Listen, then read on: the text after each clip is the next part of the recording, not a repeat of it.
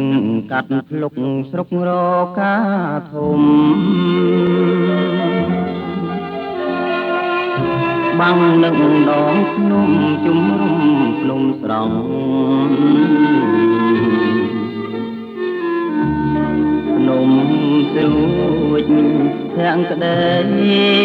ធាំងស្រីពោផងរៀងមូលក្រឡងដោយវងចន្ទា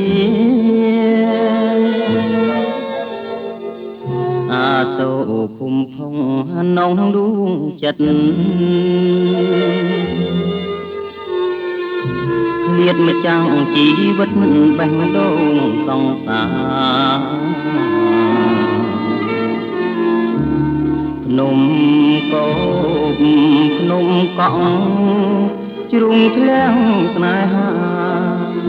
គេងគិតប្រាថ្នាចងស្ពានមេត្រី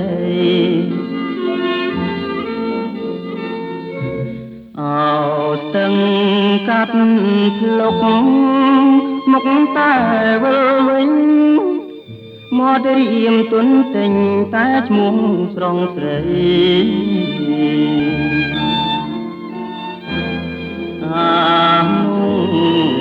សាវរីចាប់ជាថ្មីថ្មី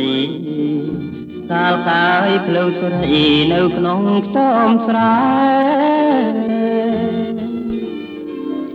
ស្រណងចោលចាប់ថ្ងៃទៀបបាំងភ្នំស្រុករកាធំខ្ញុំសុំផ្ញើស្នេហ៍អូនចាំបងចងមិនខំចិនទេវាមកអំពេលឆោមកាត់ភ្លុកវិញ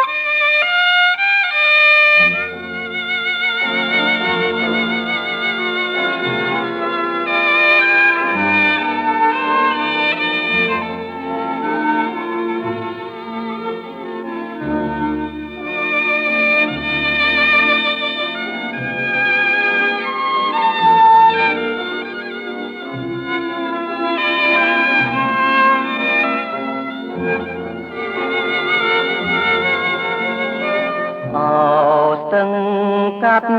ភ្លុកមកតែវិលវិញ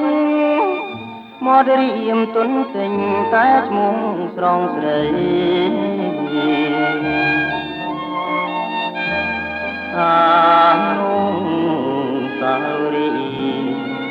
ចាប់ជាថ្មីថ្មី